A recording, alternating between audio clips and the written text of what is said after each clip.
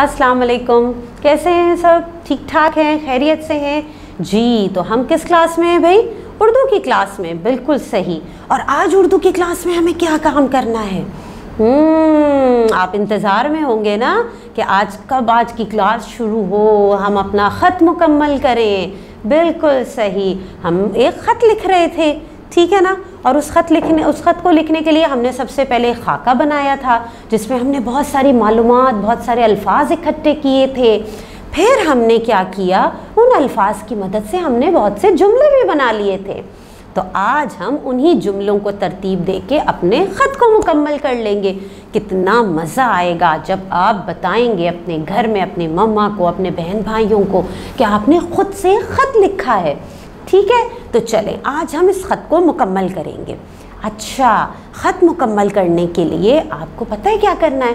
सबसे पहले तो आप ना अपनी बुक का पेज नंबर 20 निकाल लीजिए। सबने ओपन कर लिया? पेज नंबर 20 सबके पास है? अच्छा जी, आपके पास पेज नंबर 20 पे क्या चीज़ मौजूद है? ख़त का नक्शा मौजूद है। ख़त का नक्शा मौजूद है। हम इस नक्शे की मदद से आसानी से ख़त लिख लेंगे, क्योंकि हमारे पास जुमले तो तैयार हैं। हमने जुमले बनाए थे। आपने तरतीब सोची है कि ख़त की तरतीब क्या होगी?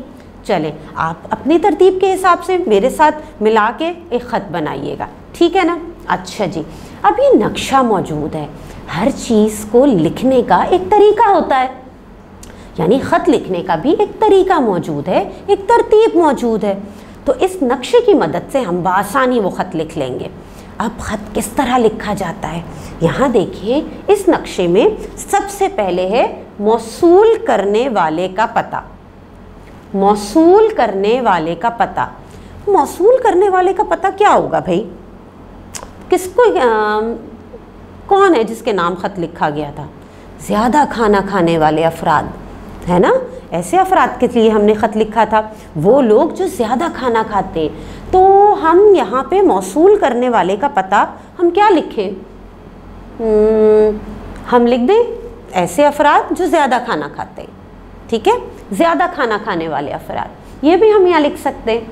अच्छा, उसके बाद आती है आपकी तारीख़। जिस तारीख़ को आप ये ख़त लिख रहे हैं वो तारीख़ यहाँ पे लिख दी जाती है। फिर आपके पास आता है तीसरी चीज़, सलाम व आदाब, ठीक है। यानी हम मुखातिब करते हैं, सलाम दुआ करते हैं। कैसे करते हैं भाई हम सलाम दुआ? चलो बताइए जल्दी से। आप ख़त लिखेंगे तो सबसे पहले शुरू में क्या सलाम दुआ किस तरह करेंगे? हम कह सकते हैं अस्सलामु अलैकुम, है ना। इस तरह कर सकते हैं अपनी दुआ सलाम का शुरुआत, अस्सलामु अलैकुम। ये हो गया सलाम व आदाब आपका, ठीक है। आदाब अर्ज़ है अस्सलामु अलैकुम। इस तरह से हम शुरुआत कर सकते हैं ख़त की। अच्छा, अब आगे आ जाती है चौथे नंबर पे तफसीलात। तफसीलात, इस यहाँ पे अब तफसीलात में हम वो जुमले शामिल करेंगे जो हमने पहले बनाए थे। आपने जो तरतीब सोची है वो भी आप ज़रूर शेयर कीजिएगा, ठीक है ना। अपनी टीचर को ज़रूर बताइएगा। बताई थी आपने? बहुत अच्छी बात है। चलिए, अब तफसीलात में हमें ख़त पूरा तरतीब देना है, बहुत मज़ेदार से जुमलों के साथ। क्या तफसील, क्या ख़त बनाएं हम? अच्छा जी, तो मैंने जो तरतीब सोची है, जो ख़त के हिसाब से जो मैंने ख़त सोचा है मुकम्मल, वो मैं आपको बताती हूँ।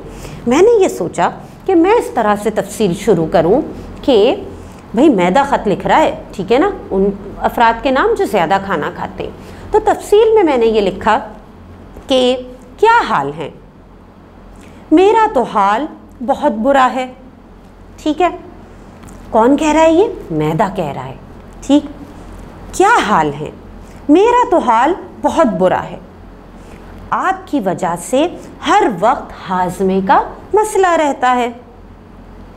खुदारा अपना पेट समझकर खाना खाया करें। क्या आपको नहीं पता कि खाना भूख से कम खाना चाहिए?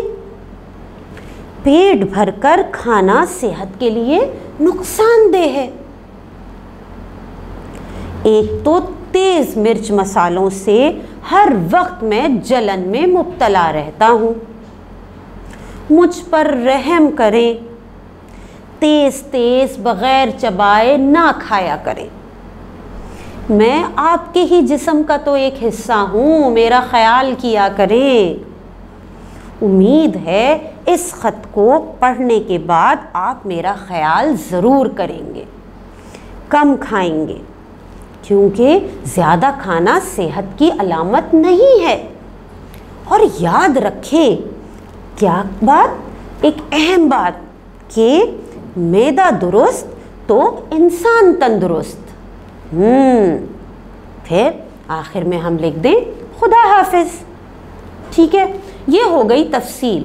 ये वो तफसील है जो मेरे जहन में आई थी, मैंने जिस तरतीब से लिखी है। अच्छा, अब इस तफसील में आप बिल्कुल रद्दोबदल कर सकते हैं। आपके जहन में जो तरतीब है, उन जुमलों को सामने रख के जो हमने पिछली क्लास में बनाए थे, उन अल्फाज की मदद से जो हमने खाके में बनाए थे, ठीक है, उन जुमलों की मदद से आप तरतीब जो मैंने बताई है उसको चेंज भी कर सकते हैं, कोई बड़ा मसला नहीं है। ठीक है ना। जो मेरे जहन में तरतीब आई थी वो मैंने तफसील में आपको बताई, आपसे शेयर की कि ऐसे हम ख़त मुकम्मल कर सकते हैं, ये बातें हम शामिल कर सकते हैं, ये जुमले हम शामिल कर सकते हैं। अब अगर आपके जहन में कोई और तरतीब आती है तो आप उस हिसाब से भी ख़त मुकम्मल कर सकते हैं। बस ख़त लिखने का तरीका हमें पता होना चाहिए। ठीक है ना। तो यहाँ आ गई हमारी तफसील। आखिर में हमने अल्लाह हाफिज़ भी लिख दिया। अब उसके बाद आप इस नक्शे में देखेंगे, यहाँ पर आता है लिखने वाले का नाम। किसने लिखा था भाई नाम? ख़त किसने लिखा था? मैदा। ठीक है, मैदा ने लिखा था ना, मैदे ने लिखा था। ठीक है, ज़्यादा खाना खाने वालों के नाम वो भी यहाँ पर आ गया। फिर यहाँ पे उसके दस्तखत आ गए और आखिर में लिखने वाले का पता। लिखने वाले का पता क्या होगा? लिखा किसने है? मैदे ने। अब मैदे का पता क्या होगा? अपने ही जिस्म का एक हिस्सा, हम ये लिख सकते हैं पता में। ठीक है, तो इस तरह से हमने इस नक्शे की मदद से ख़त लिखना सीखा।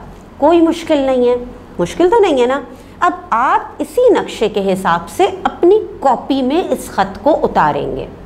ठीक है, खुशखत तरीके से कलर पेंसिल्स इस्तेमाल कीजिए। इसी नक्शे के हिसाब से आप पूरा ख़त लिखिए। कलर पेंसिल्स हैं, ग्लिटर्स हैं, मार्कर्स हैं, पॉइंटर्स हैं। ठीक है ना, अच्छी अच्छी चीज़ों से आप पूरा एक ख़त तरतीब दें। हो चाहें तो ख़त के साइड में कोई तस्वीर वगैरह बनाना चाहें तो वो भी बना सकते हैं आप।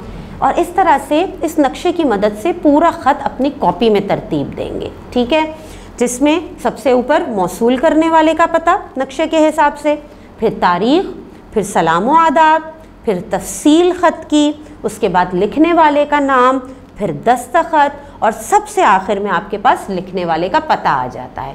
इस तरह से आपका एक ख़त मुकम्मल हो जाता है। तो हमने आज ये मश्क अपनी मुकम्मल कर ली है। हमने खुद एक ख़त लिखा है, मैदे का ख़त, जो कि किसके नाम है? ज़्यादा खाना खाने वालों के नाम। ठीक है, तो आप ये ख़त अपनी कॉपी में खुशखत तरीके से लिखिए, बहुत अच्छे तरीके से, और फिर उसकी तस्वीर अपनी टीचर को सेंड कीजिएगा। चलें फिर, अल्लाह हाफ़िज़।